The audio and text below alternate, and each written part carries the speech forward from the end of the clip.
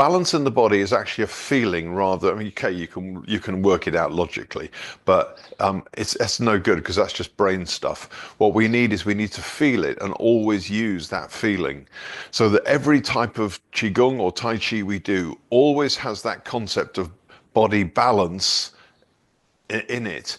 Now, what I mean by that is, and let's just try a few experiments with this. So if you just open your arms like this, see where my hands are, they're ahead of me. Yeah, okay, so this welcoming gesture, okay. So there you are, center line, here's elbow, center line, here's elbow. Yeah, I'm not worried about the hands, I keep saying, it's really more like that. That is a body balanced. Even that is still a body balanced. It doesn't matter. It's where the elbows are. So what we do is we feel where the elbows are when we do this. So would you just do this? You can turn your palms a little bit inwards. Okay, so here I am, like slightly forwards. Okay, and you're going to turn your body to the left and you're going to turn your body to the right, whichever. Yeah.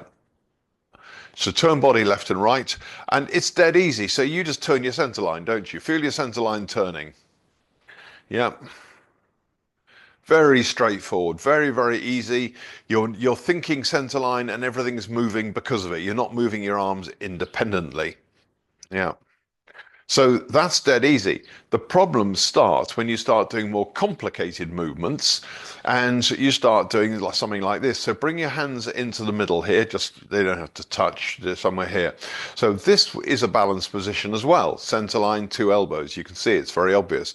Would you just drop this elbow a little bit more, but lift this one way up? Okay, so this one's not going to drop a lot. This is still what we might call a balanced position.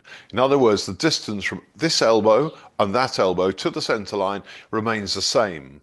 Yeah, so you bring that down, do the same with the other side, and we've got the same idea here again. Now flap the hand out. Now just feel the center line, two elbows. You can feel the, and if you now just turn and come back and turn and come back. Okay, now push this hand down, but if you bring it in, I've now broken this center line and elbow is much closer than this one. So I have to find the same. If I'm in doubt, I do this, okay, and then I can just flap that one out, and then I turn. I'm moving the center line and the elbows are moving because my center line's turning. That's the crucial bit. Yeah, come back, reverse that. Oh, it's the other one. And whichever way you like to turn doesn't make any difference. But you are focusing on your center line, your torso turning, and the elbows are following the torso.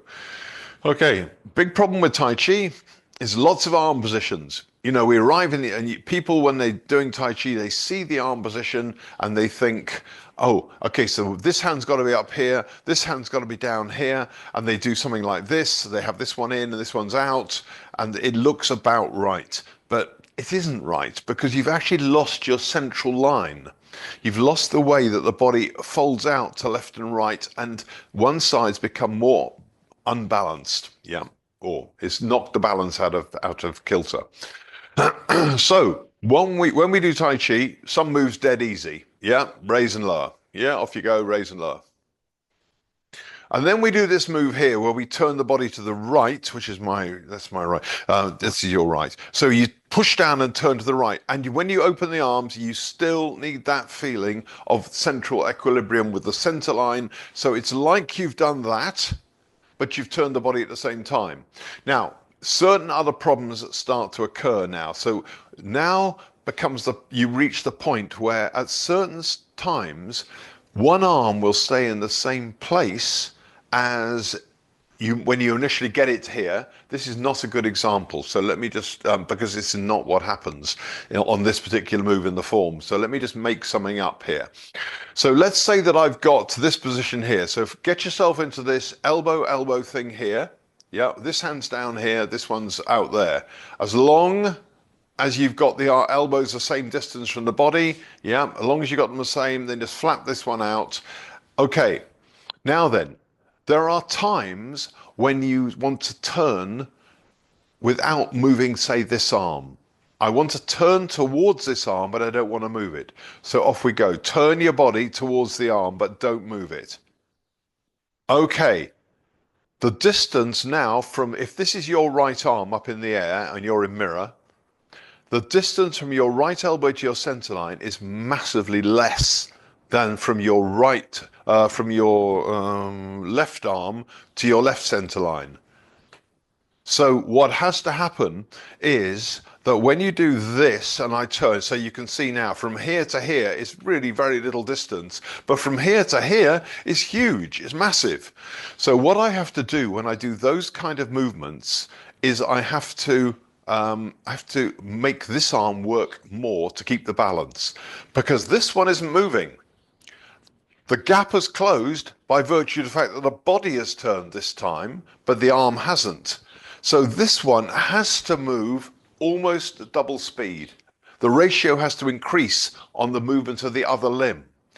Now we get this on quite a few moves in this form actually, but not repulse monkey, which is where I was beginning to demonstrate. I thought, no, it doesn't really happen here.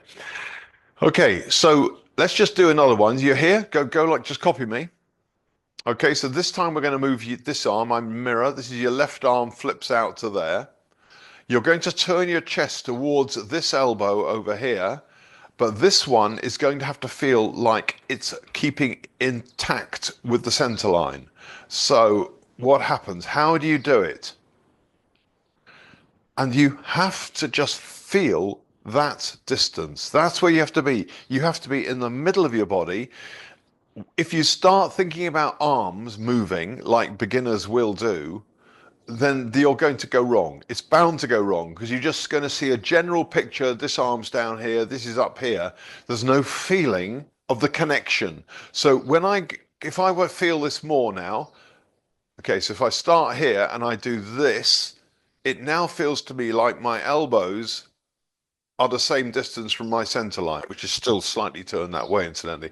Doesn't show very well on the screen. So one hand sometimes has to move faster than another one, depending on how you're operating the center line with the other arm.